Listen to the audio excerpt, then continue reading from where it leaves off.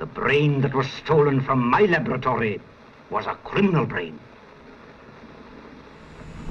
The 1931 classic Frankenstein didn't just give us one of cinema's most iconic monsters, it left an actor scarred for life, destroyed another's back, and featured equipment that might have been built by Nikola Tesla himself. From bizarre casting decisions to censored dialogue that would shock audiences and a brain mix-up that changed horror forever, this film's behind-the-scenes story is just as wild as the monster on screen. Here are 20 weird facts about Frankenstein that prove sometimes the real horror happens behind the camera. Fact 1. Boris Karloff wasn't credited as the monster. Imagine being the star of a movie and not even getting your name in the opening credits. That's exactly what happened to Boris Karloff in Frankenstein. When audiences first watched the film, the opening credits listed the monster as played by simply a question mark. Just a question mark where an actor's name should be. Karloff's name only appeared at the very end of the film in the closing credits. This wasn't an oversight or a mistake. It was a deliberate marketing strategy by Universal Studios to build mystery and intrigue around the monster's appearance. They wanted audiences asking, who could possibly be under all that makeup? The gamble paid off spectacularly, turning Karloff into an overnight sensation, even if his name didn't appear until the movie was already over. Fact 2. Bela Lugosi turned down the role of Frankenstein's monster. Before Boris Karloff became synonymous with Frankenstein's monster, the role was offered to Bela Lugosi, who had just terrified audiences as Dracula earlier that same year. But Lugosi turned it down flat. His reason? The monster had no dialogue. Lugosi was a trained stage actor who prided himself on his voice and dramatic delivery. The idea of playing a grunting, speechless creature buried under pounds of makeup didn't appeal to him at all. He reportedly said the role was beneath him. It's one of the most famous casting rejections in Hollywood history. The irony? Lugosi eventually played the monster anyway in 1943's Frankenstein Meets the Wolfman, but by then, Karloff had already made the role legendary. Fact 3. Lost test footage shows Lugosi playing the monster. Here's something that haunts film historians to this day. Before Karloff was cast, director Robert Florey shot a 20-minute test reel with Bela Lugosi as the monster. They filmed it on the leftover sets from Dracula, and Lugosi wore completely different makeup from what we know today. His monster looked more ghoulish and corpse-like, with clay-like features. But after the studio decided to go in a different direction with a new director and Karloff in the role, that test footage was shelved. The weirdest part of this is that no one has seen it since 1931. It's considered lost. Film archivists have been searching for it for decades. Imagine what it would be like to see Lugosi's interpretation of the monster, to witness this alternate reality of cinema history. It's out there somewhere, maybe in someone's private collection, maybe deteriorating in a forgotten vault, or maybe destroyed entirely. It's one of horror cinema's greatest mysteries. Fact 4. The monster's makeup left permanent scars on Karloff's neck. Jack Pierce's iconic makeup design for the monster came with a terrible cost. Those famous neck electrodes, the bolts that have become instantly recognizable symbols of Frankenstein's monster, weren't just attached with simple adhesive. Every single morning, Pierce applied them to Karloff's neck using spirit gum, a powerful theatrical adhesive. It held tight for the long days of filming. But here's the horror. Removing them at the end of each day was excruciating. The spirit gum ripped at Karloff's skin, day after day, week after week, in the same exact spots. The constant trauma left permanent scars on Karloff's neck that he carried for the rest of his life. He literally bore the marks of the monster until his death in 1969. It's a stark reminder that the golden age of Hollywood came with real physical sacrifices that actors endured for their art. Fact 5. The monster's neck electrodes were designed by an uncredited artist. Everyone credits Jack Pierce with creating the monster's iconic look, and rightfully so. But there's a dark little secret about those famous neck electrodes. They weren't actually Pierce's idea. According to multiple sources, the electrodes were conceived by Karoli Gross, a Hungarian poster artist who worked for Universal Studios. Gross reportedly sketched the design and suggested it as a way to show where electricity entered the monster's body. Pierce saw the design and incorporated it into his makeup, but Pierce never publicly acknowledged Gross's contribution. For decades, Pierce took sole credit for the entire look, including the electrodes. It wasn't until years later that the truth started emerging. It's a reminder that in Hollywood, credit doesn't always go where it's deserved, and sometimes the most iconic elements of film history have forgotten creators behind them.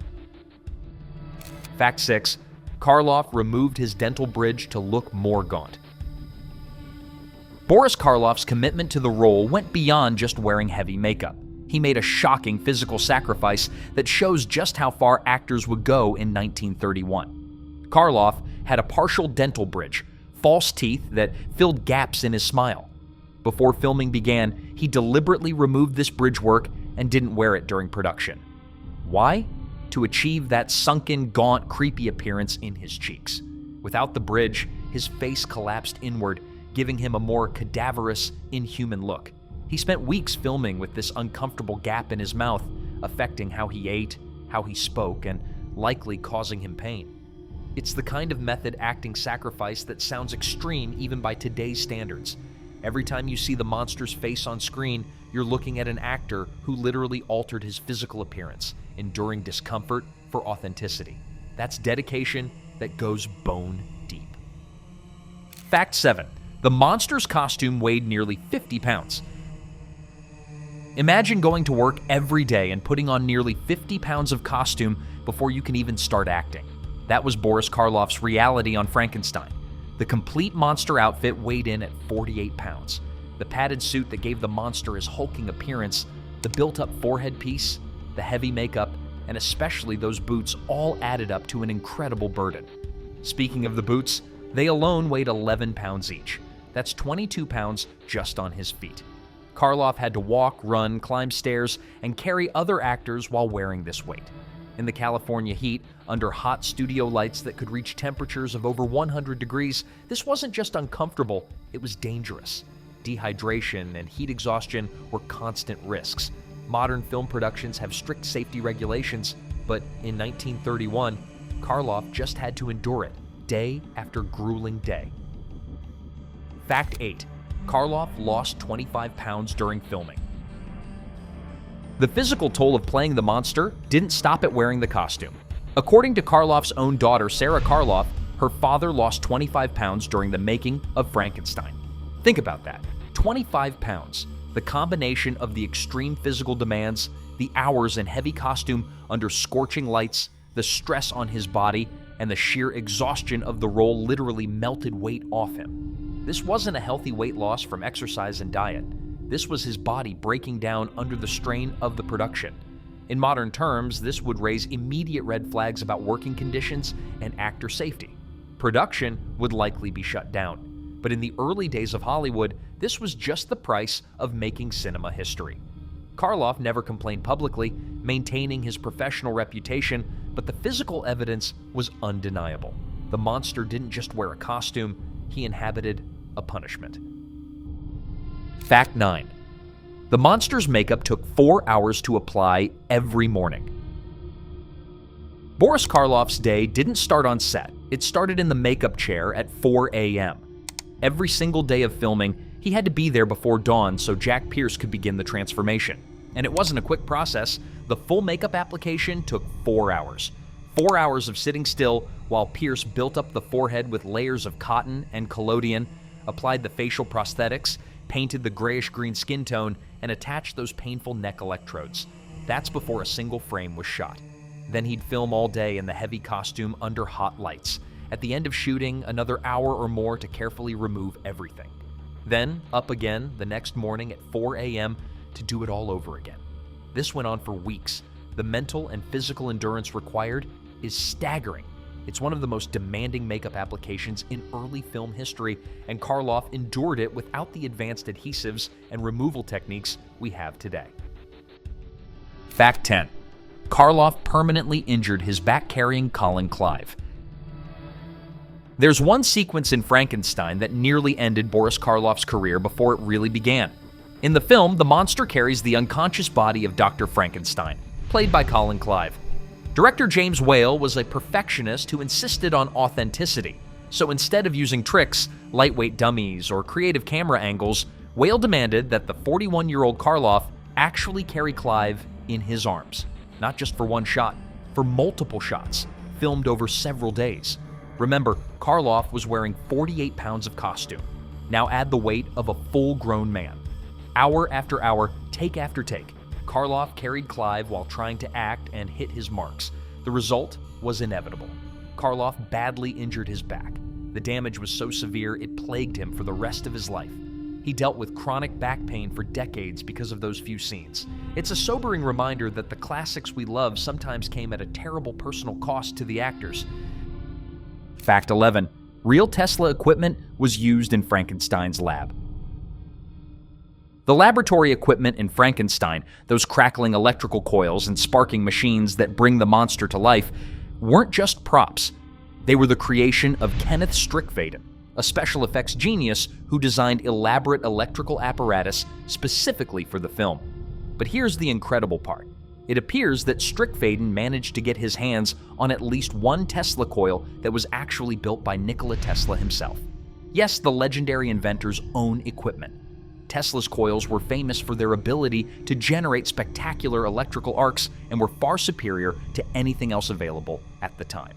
Strickfaden incorporated real cutting-edge technology from one of history's greatest minds into a horror movie. When you watch the creation scene, you might be looking at Tesla's actual work crackling to life on screen. It's an amazing intersection of scientific innovation and cinematic art that most viewers never realize they're witnessing. Fact 12. The same electrical machines were later used in Young Frankenstein. Kenneth Strickfaden's electrical equipment had an incredibly long life in Hollywood. After creating those iconic machines for the 1931 Frankenstein, Strickfaden carefully stored them and rented them out for numerous films over the decades. They appeared in countless mad scientist movies, becoming the go-to props whenever a film needed a laboratory scene. But their most famous second appearance came in 1974, over 40 years later, when Mel Brooks was making Young Frankenstein. Brooks wanted absolute authenticity for his loving parody of the original film. So the production tracked down Strickfaden's original equipment, the exact same machines that brought the monster to life in 1931. Those same coils, the same electrical arcs, the same spectacular effects that terrified Depression-era audiences were used to make audiences laugh 4 decades later. It's a perfect example of how film history builds on itself and how the right props become characters in their own right. Fact 13. Frankenstein introduced the famous Castle Thunder sound effect.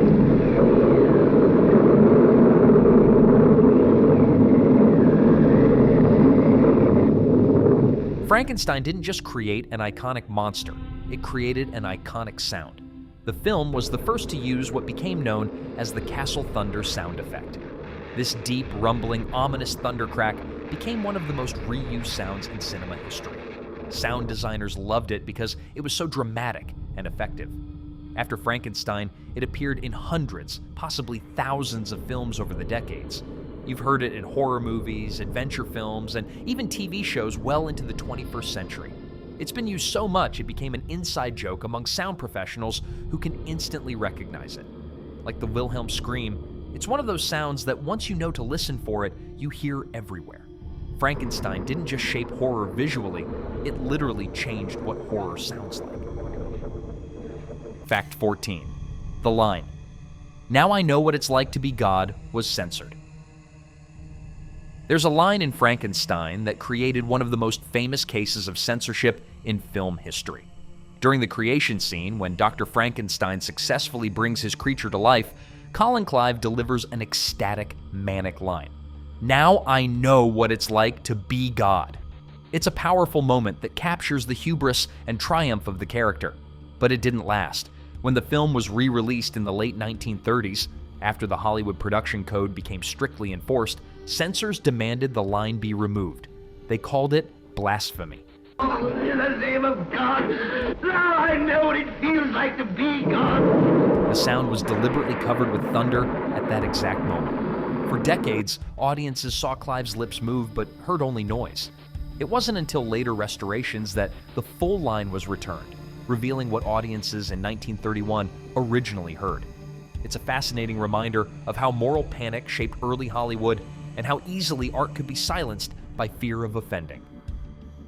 Fact 15. The Kansas board tried to cut half the movie.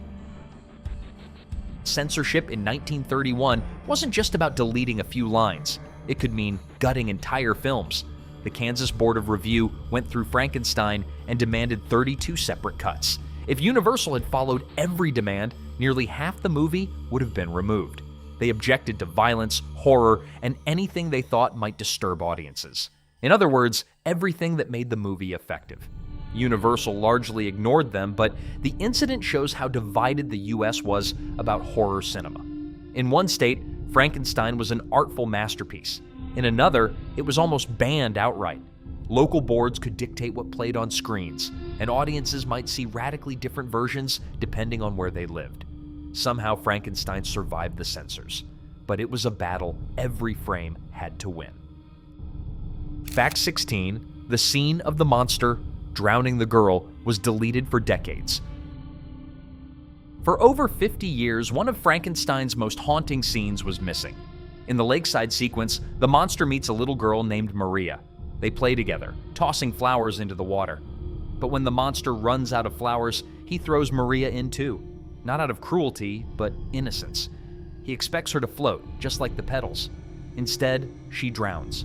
Censors found it too shocking for 1931 audiences and cut it entirely, leaving a jarring jump from playful laughter to the discovery of her body. For generations, viewers never understood what happened.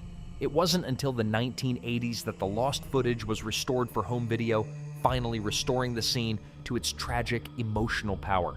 Once again, the monster's innocence and danger could be seen exactly as James Whale intended. Fact 17. A microphone was hidden inside the coffin. The technical innovations behind Frankenstein went far beyond makeup and effects. Sound recording was still a new art form in 1931, and engineers were inventing techniques as they went. In the funeral scene, when shovelfuls of dirt hit the coffin, the sound has an eerie, hollow resonance that adds to the film's atmosphere. To achieve it, the crew hid a microphone inside the coffin.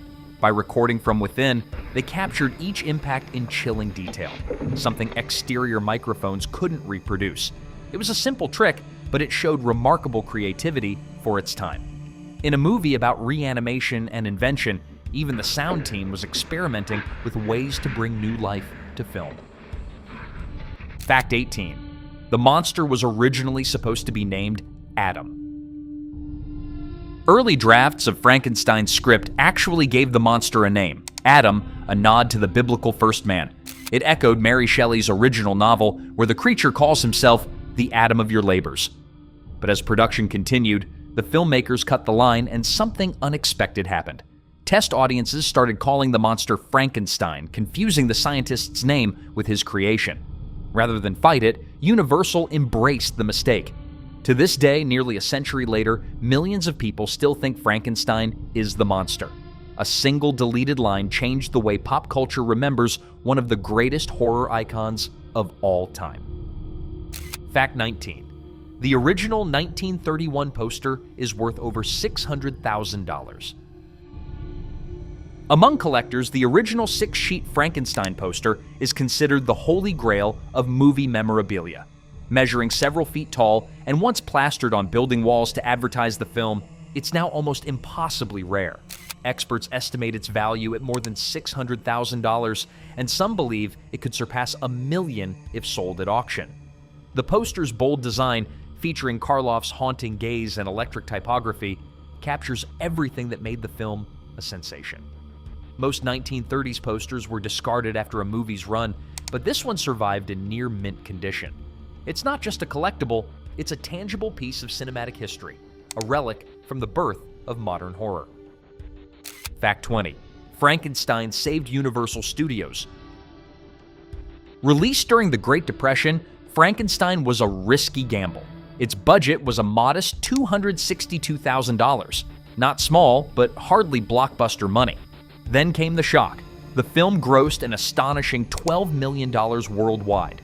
That's a return of roughly 45 to 1, the kind of profit that can save a studio. And that's exactly what it did. Universal, struggling financially, suddenly had a monster hit on its hands. Literally. Frankenstein didn't just make money, it proved that horror could be profitable, establishing Universal as the studio of monsters and launching an entire genre empire. Without its success, there might never have been Dracula, the Mummy, or the Wolfman. The monster didn't just rise from the dead, he brought his studio back to life. So there you have it, 20 weird facts about the 1931 Frankenstein that prove the making of this classic was just as dramatic as the film itself. From permanent scars to lost footage, censored lines to million-dollar posters, this movie's legacy goes far beyond what we see on screen. Which fact shocked you the most? Did you know about Karloff's suffering or Tesla's real equipment? Let me know in the comments below. And while you're there, tell me which classic horror movie you want next. Hit that like button and subscribe for more deep dives into the films that defined horror. Until next time, keep watching the classics.